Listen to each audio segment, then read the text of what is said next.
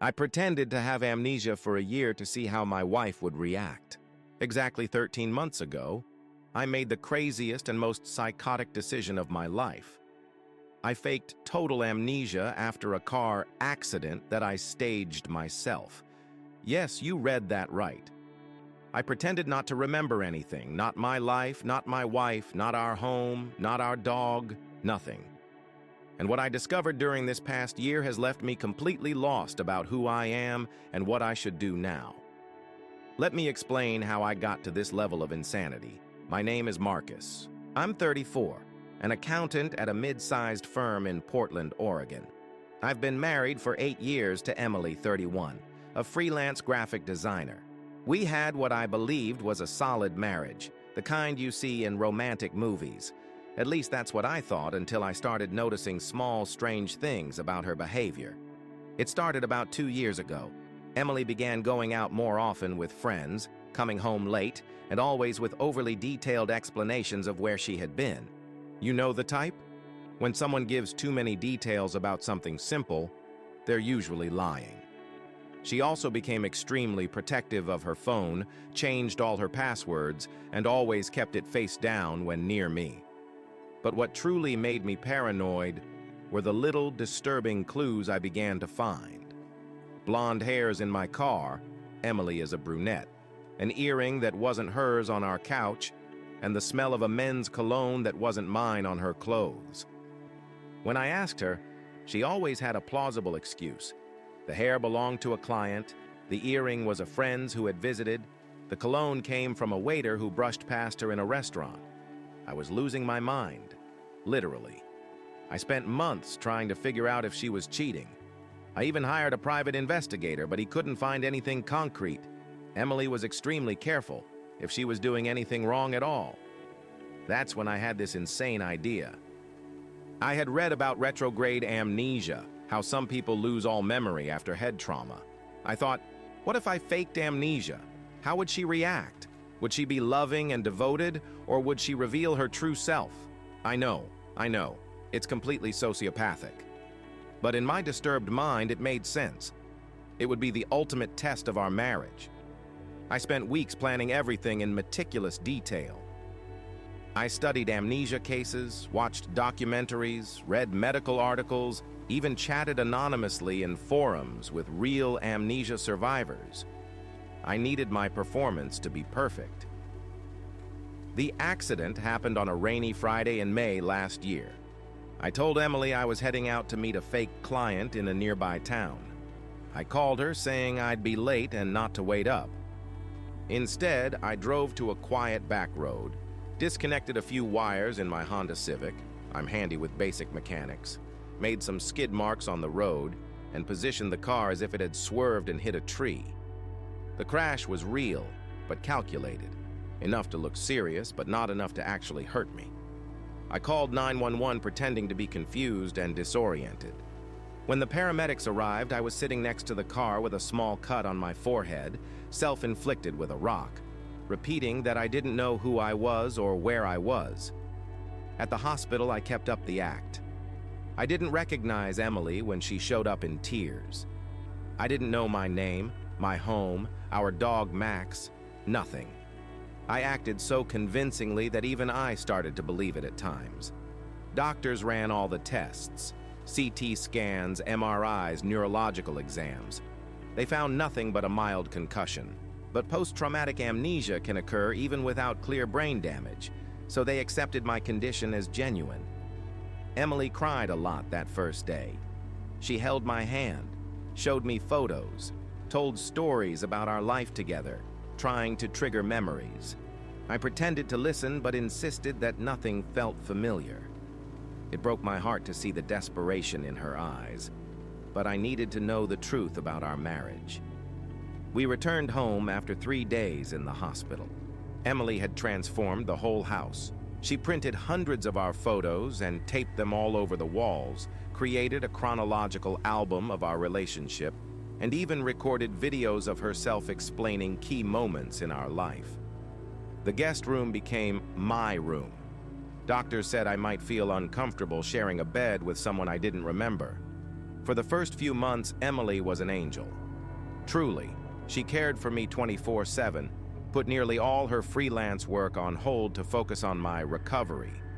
She cooked my favorite meals, which I pretended not to recognize, played songs we used to love, took me to places with significance to our relationship. But here's where the story turns dark. After about 3 months, when it became clear my amnesia wasn't improving quickly, I started noticing subtle changes in Emily's behavior. She grew more relaxed, less careful, and that's when I started discovering things that shook me to my core. First, I found a hidden phone in her drawer, an iPhone I'd never seen before. I guessed the password, our wedding date, and what I found were messages with someone named D going back more than 2 years. These weren't just signs of infidelity. They were messages from someone completely different from the Emily I thought I knew. In those texts, she wrote about how tired she was of pretending to be the perfect wife, how I was boring and predictable, and how she was only staying with me for financial stability until her career took off. But the worst was yet to come. D wasn't just an affair. He was someone with whom she was planning a future. They talked about traveling together, about her divorcing me at the right moment, and how I'd never suspect anything because I was too naive and trusting. But the most devastating discovery was a conversation dated just 2 weeks after my accident. Emily had written to D. This might be a blessing in disguise. If he really doesn't remember anything, I can rebuild our story however I want. I can make him believe we were just friends who married out of convenience, no real love. That'll make the divorce easier when the time comes. Guys, I nearly had a nervous breakdown reading that. My wife, the woman I loved unconditionally, was planning to use my fake amnesia to rewrite our history and make our divorce easier on her. But I kept the act going. I needed to see how far she'd go. In the following months, Emily began feeding me completely twisted versions of our past. According to her, our marriage had always been more of a friendship forced by family pressure. She said we were never really in love, just best friends who decided to split the bills. She claimed we'd always had freedom to explore other connections. She was literally rewriting 8 years of our life. And the scariest part? She was incredibly convincing. If I really had amnesia, I would have believed every word. She showed me carefully selected photos where we looked more like friends than lovers, referenced fake conversations about having an open marriage, and fabricated details about how I supposedly encouraged her to date others. Meanwhile, I kept investigating. I found out D was David Peltier, a 28-year-old photographer she met during a freelance project 3 years ago. They met regularly at an apartment he rented just for their encounters. Emily even had a key, but things got even darker. I discovered she was documenting everything about my amnesia. She kept a detailed journal of my progress, reactions, and responses to different stimuli. It wasn't the diary of a worried spouse. It was scientific, like I was her experiment. One entry read, "Marcus is responding well to the new narrative of our marriage. He seems relieved to learn there was no deep love. This will make things much easier when I decide to move on." Can you imagine discovering the person you love is not only cheating on you, but manipulating your medical condition, even a fake one, to ease her exit plan? Gradually, she began integrating David into our life. First as a photographer friend helping with your recovery through visual storytelling, then as someone who had always been part of our social circle. Eventually, she suggested that since I didn't remember the rules of our marriage, maybe it was normal for her to have close friends like David. I watched my wife use my fake amnesia as justification to normalize her affair. The breaking point came 2 months ago. Emily announced David would be moving into our basement for a few weeks because he was going through financial hardship. And since we've always been a family that helps friends, it made perfect sense. Imagine, your wife moves her lover into your house, your basement, and convinces you it's normal because you supposedly don't remember how marriage works. That's when I decided I'd had enough. I spent the next few weeks preparing my reveal. I installed hidden cameras, recorded conversations, gathered every bit of evidence, not just of the cheating, but of the psychological manipulation. The reveal happened last Monday. Emily was in the kitchen making breakfast when I walked in and calmly said, "Hey, Emily, I remember everything." The mug slipped from her hand and shattered on the floor. Her expression wasn't relief or joy. It was sheer terror. I placed a folder on the kitchen table. Screenshots of her texts with David, photos I took of the two of them, copies of her journal entries about my recovery, financial records showing her spending on their love nest. "Actually," I said, "I never forgot a thing. I've been faking for a year to see who you really are." What happened next was surreal. Emily didn't deny it. She didn't cry, didn't beg, didn't explain. She looked at the folder, then at me, and simply asked, "How long have you known?" I told her everything. The accident, the act, the investigation, her manipulation. Her response shocked me more than everything I'd uncovered in the past year. She laughed, and said, "Impressive. I completely underestimated you. I thought you were just another naive husband, but you're just as manipulative as I am. Maybe we really were perfect for each other." Then she added, "You want the full truth, Marcus? I knew." My blood ran cold. "Not from the beginning," she clarified, "but about 6 months ago I started suspecting. You were too good at faking, but tiny details gave you away. The way you instinctively reacted to certain things, how sometimes you forgot to act confused. I confirmed it 3 months ago when I installed a hidden camera in your room and saw you acting completely normal when you thought you were alone." She knew. For 3 months she knew I was faking and continued her manipulation anyway. "Why didn't you say anything?" I asked. "Because it was working perfectly for me. You gave me the perfect opportunity to rebuild our marriage on my terms. If you wanted to play a psychological game, I decided to play too. Honestly, I was curious how far you'd go.